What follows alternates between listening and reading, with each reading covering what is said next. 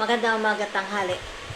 Magandang umaga, tanghali, hapon, gabi sa zodiac sign na Scorpio. Lola Baby nagpapakilala. So, bibigyan ko po kayo ng reading for the whole month of July. Yan ha. Yan. So, anong tawag dito? Bukas nasa Belgium na po ako ha. Yan. Huling araw ko na dito sa Denmark. Salamat po. So, let's see the energy. Okay? For the whole month of July. Pasensya na dahil ay kailangan ko hawakan, wala akong holder. Yan ha, wala akong holder ng camera. Ara na may mga na-shuffle ko na. Yan. So, let's see the energy ha. Sandali, may buhok pa doon. Sandali. Hindi pala buhok. Yun ni ano nito. Yan. So, let's see. For the whole month of July. Yan ha. Sandali, isa-isa lang. Yan. Shedding. Yan na, nakalagay shedding. Yan. Time to set higher goals. Yan ha. Okay. Shedding of skin. Reducing losses. Elimination and completing a new metamorphosis. Diba? Yan. So, ano aring isa? Kahit bukas na ari ha. Yan. Looking. Seek and you will find. Scorpio. Yan ha. Sandali. Ara na may na-shuffle ko na. Resources. Use wisely and as needed. Kung ano itong mga resources ninyo, ha? Okay. Huwag nyo aaksayahin, ha? Kung pera man yan. Yan. Huwag nyo aaksayahin. Opportunity. Change is coming just in time. Pagkaganda-ganda. Ano? So, ano pa? Yan ang mga ano ha, energy. Scorpio with the water elements. Savings, mag-ipon. Yan ha. Create savings for the future. Mukhang kayo, may pagka maggastador siguro kayo. Di ba? Kaya pinapaalalahanan na mag-ipon. Yan ha. Sandalit, gagamit tayo ng isa pang oracle cards. Yan. Sandali lang. Kasi hawak ko. Yan ha. So, aring isa. Aring may nasyapul ko na. Sa hugot ang lola. And fast. Hindi daw kayo natitinag. Yan ha. Maganda naman yan. Kung wala namang kakwenta-kwenta sasabihin, wag mo nang pansinin, di ba? Researching you, meron mga yan, looking you up, may mga naghahanap sa inyo, ha? Yan. Siguro, nahanap kayo sa social media. Bakit kaya kayo hinahanap? Yan, sandali. Yan. Yan, nahulog na. Sandali, hugot tayo. Sino yung mga naghahanap na yan? Hooked. Yan. Hook. Yan, ha? Saan ka kayo nakahook? Vices ba yan o relationship sa trabaho? Nakahook. So, ibig sabihin nito, hindi ka makaibo, restricted, di ba? Kasi nakahook ka. Yan, grudge holder. Yan ha, okay, kung ano man yan, alisin na yan, di ba? Sino ga ang may grudge? Ikaw or sila, di ba? Ayan, ano ga-are? Meron pang tinatawag na legal issue. May kinalaman sa court, judges, immigration, lawyer, etc., etc., etc. Okay? Yan natin tinting. So, gamit ako dalawang tarot ha. Yan. Hoy, nagpatak na Sandali po. Aalisin ko lang are. Sandali ha, pasisya na. Yan, sandali. Nako. Tunay naman. Kailan ako magre-read, saka naman ari nagwawala. Sandali, bababa ako sa sahig. Dini. Yan. Yan. Tingnan natin energies, ha?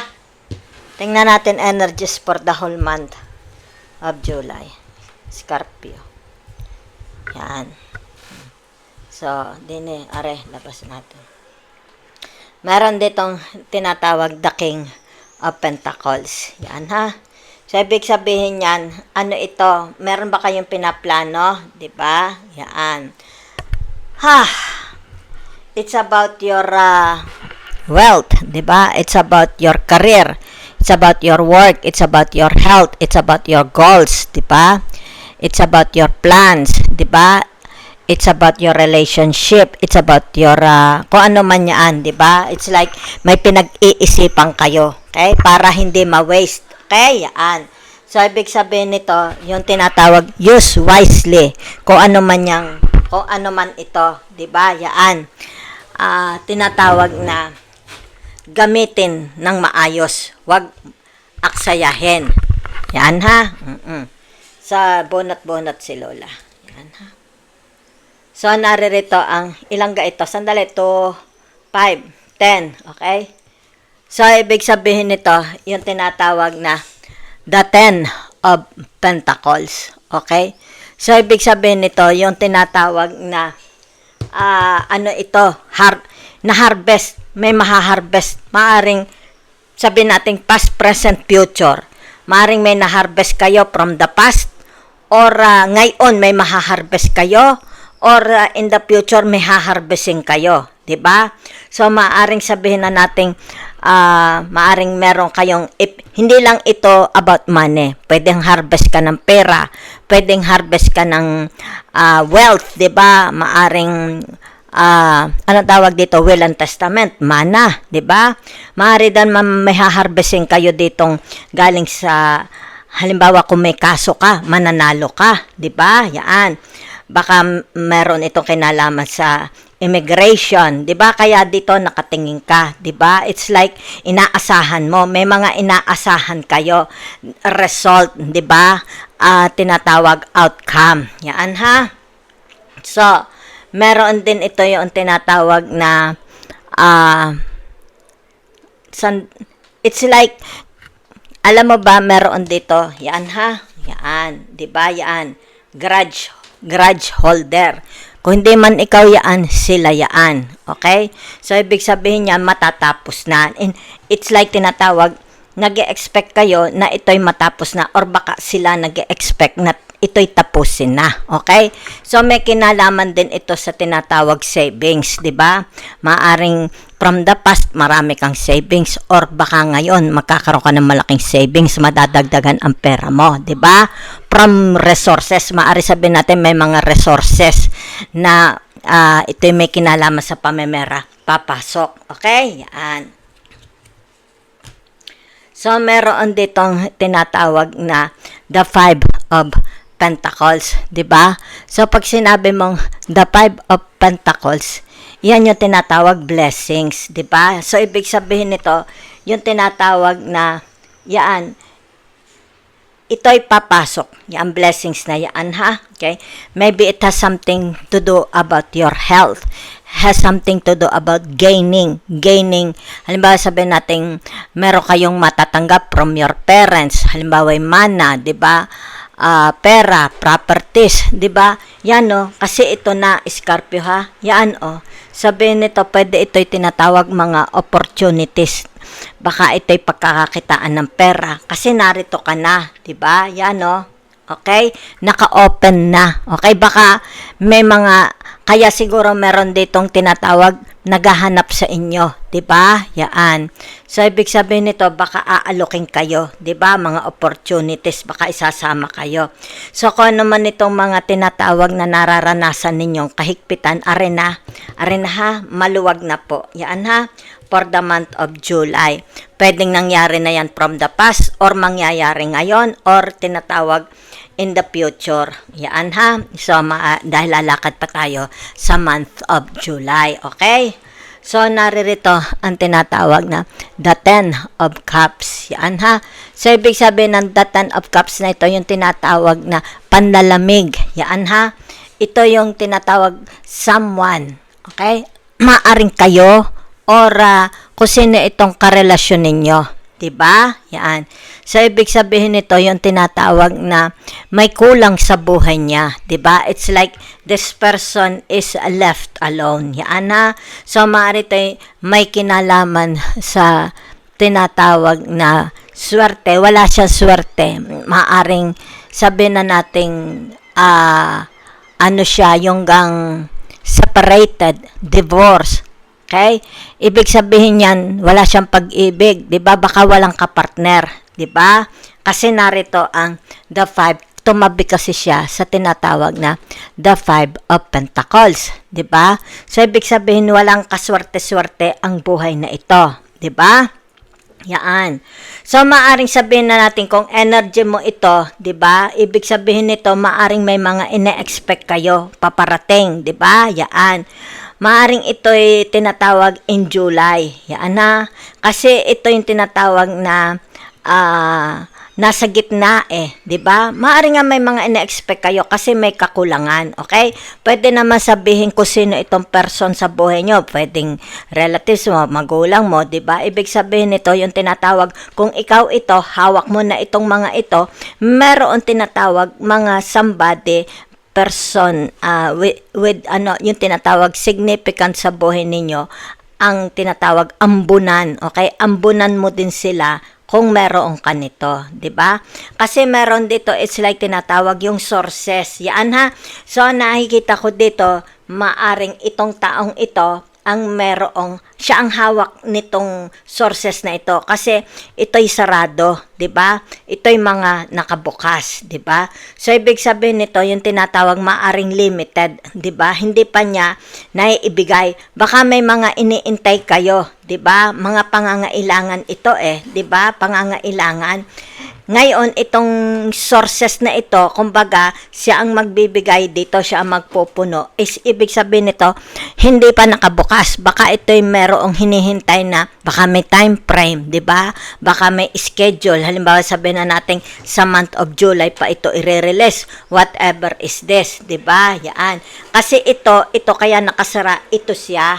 Yan ha, siya ang may hawak nito, di ba? Once na ito is nagbukas, ibig sabihin nito yung mga pangangailangan, okay? Saka pa maiilagay. Yan ha. Kung kaya dito, inilalabas dito, ibig sabihin, this person has this, all of this, di ba? So, kaya nga lumabas ang tinatawag na the Five of Pentacles, ibig sabihin nito, yung tinatawag na blessings niya. Marami siyang blessings. Okay? Yan.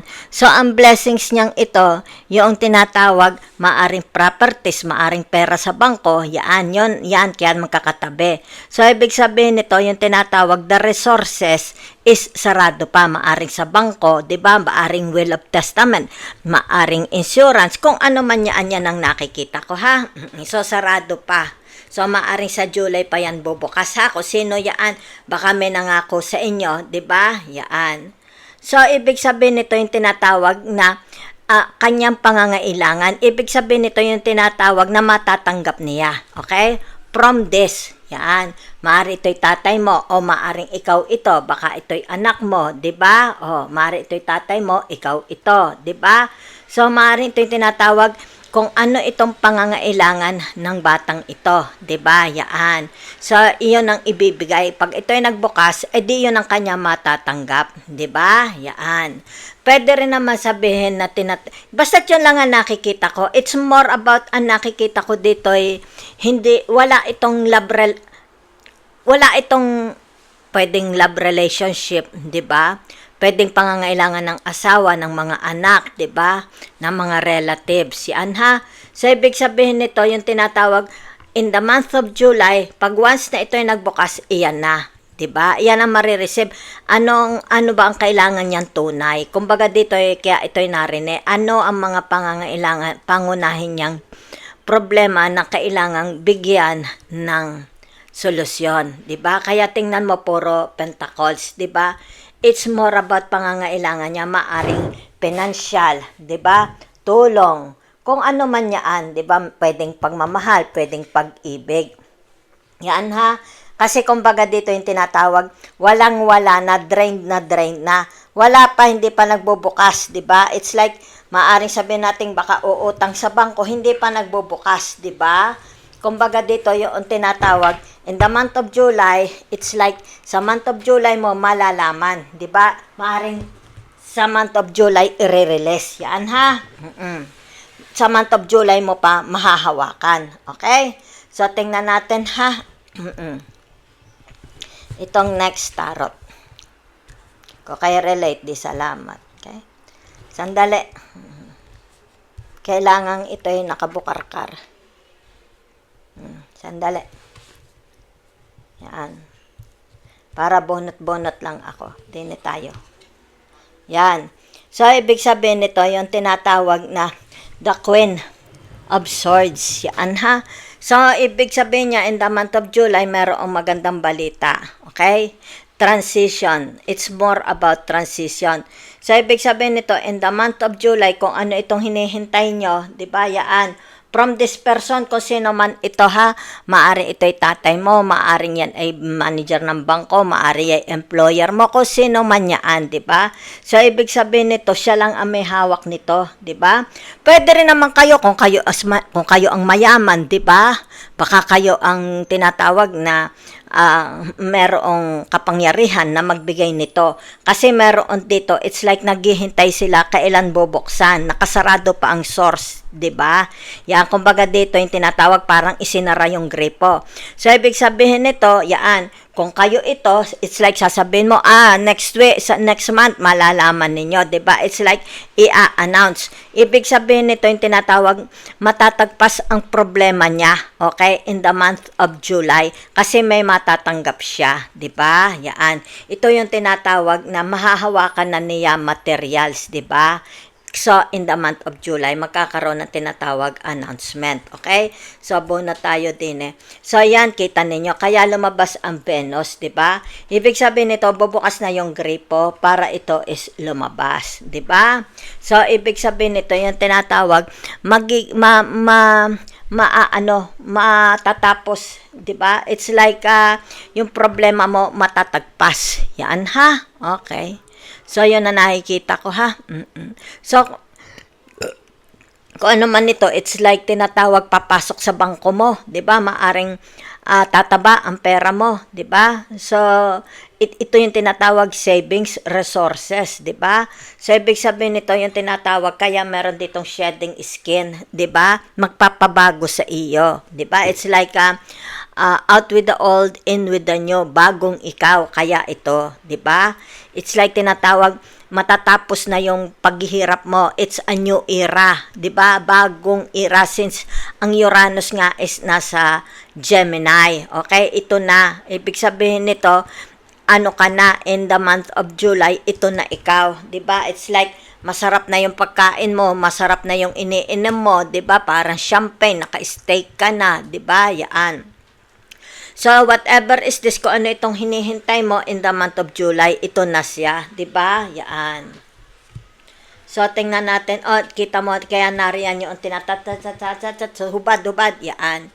So, ibig sabihin nito, blessings na. Yan ha. Kasi ito yung tinatawag pag sinabi mong the star, diba?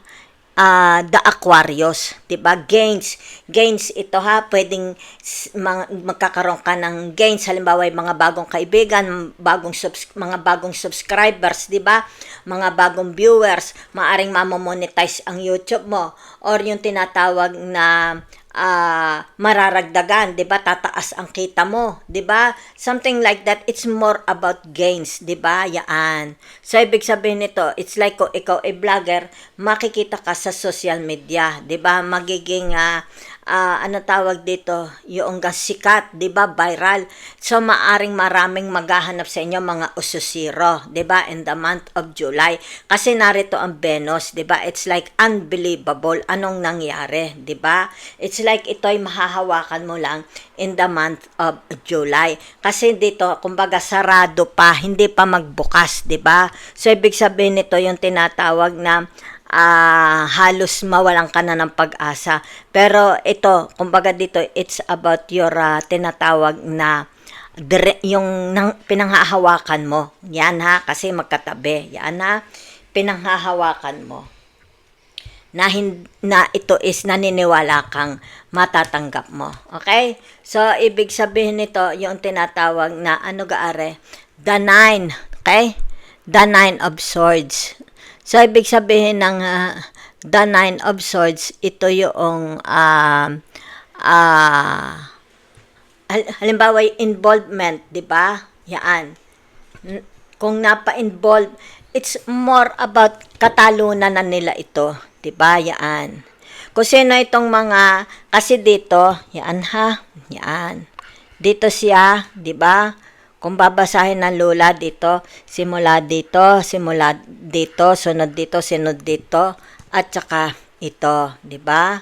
So, ibig sabihin nito yung tinatawag na nagdaramdam sila sapagkat hindi mo na sila pinapansin. Diba? Dinededma mo sila. Kasi ito'y the nine. The nine nga ito. The nine of swords. Diba? So, maaring sabihin natin, dinededma mo mga friends mo. Diba? Dinededma mo ang halimbawa, kasi meron ka na nito. Diba? Yaan. Kumbaga dito ay sabihin na nating ibang-iba ka na. Okay? It's like hindi ka na nila pwedeng pagmalakihan. Yan ha. Hindi ka na nila pwedeng yung tinatawag na mata-matahin. Diba? Yan.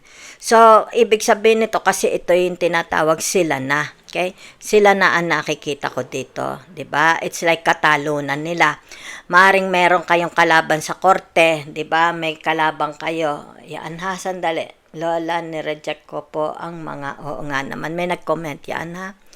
So, dito, ibig sabihin nito, katalunan nila, natalo mo sila, 'di ba? Kasi nakuha mo, it's like, ito'y sa hustisya, pumarte sa iyo ang hustisya, 'di ba? So, ibig sabihin nito, announcement. Ibig sabihin nito, ina-announce na ikaw ang nanalo. Yan. Kaya dito, kita mo, mabango ka. It's like nagpalaya sa iyong mga problema. Diba? So, pwede rin ito. Ibig sabihin nito, pinalaya ka sa lahat ng mga problema mo. So, pwede rin ito sabihin sila. Diba? Yung tinatawag na, hindi nila sukat akalain na matalo sila sa laban sa korte. 'Di ba? So, yun ang nakikita ko. Okay? Yan. Maaring mga kalaban ninyo yan. Okay? Hindi ko alam kung paano nyo naging kalaban. So, meron ditong tinatawag na the two of Pentacles. 'Di ba? So, ibig sabihin nito, yung tinatawag, kasi dito na siya. 'Di ba? Yan. Ito, hindi ka na yung tinatawag na hirap sa pagbabudget. It's like hirap ka sa pagbabudget, hirap ka sa pagpapanatili, 'di ba? Na it's like sabihin na nating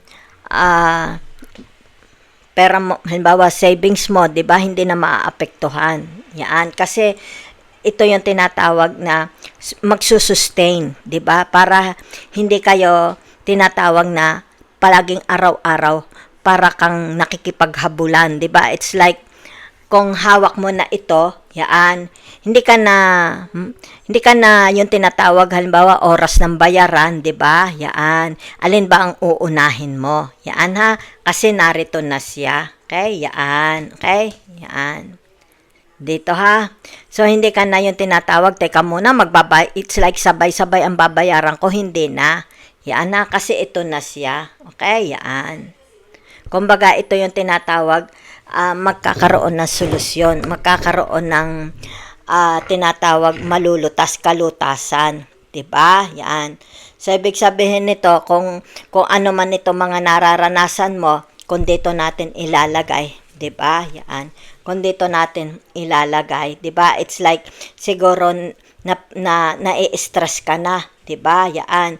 Baka tinatawag na ninenervyos ka na kasi meron ka dito tinatawag parang mga pananagutan, 'di ba? Yan. Pwede. Okay? So, ibig sabihin nito, yung tinatawag kung dito natin ilalagay, 'di ba? Yan. Ibig sabihin nito, matatapos na din. Yan ha. Okay.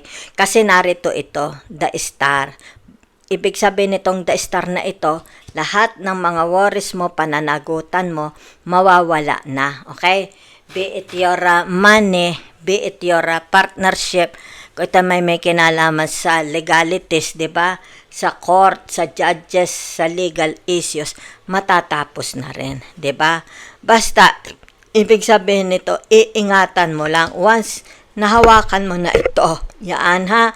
Kasi kaya ito ay pwedeng nagbabadya, okay? pag hindi ka marunong, 'di ba? It's like pag hindi ka planado, pag hindi ka ma-organize, 'di ba? Pwedeng mangyari ito in the future, 'di ba? It's like hawak mo na mahuhulog pa, 'di ba? Yan. Pera na magiging bato pa. Kaya ibig sabihin ito nagbabadya, pwedeng mangyari uli. Ang tinatawag na scarcity. Yan ha. Kaya ito'y nasa pinakaunahan, okay? Kaya naroon sa pinakaunahan, ibig sabihin niyaan, wag nang maulit. Kasi nangyari na, pwede pang mangyari. Yan ha. So, ibig sabihin nito, in the month of July, tagpas, okay? Tagpas ang problema mo.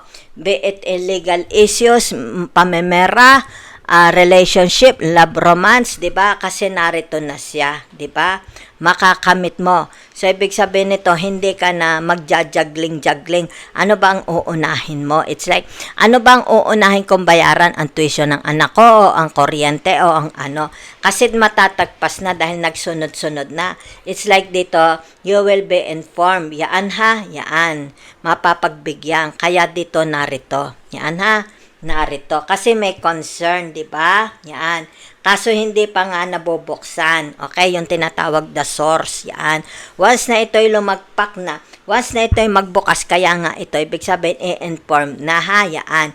So, kaya ito'y nasa unahan. Ibig sabihin nito, pwede itong maulit pagka ikaw is tinatawag na busayak, di ba? Yan. Hindi planado, hindi organized. Thank you very much.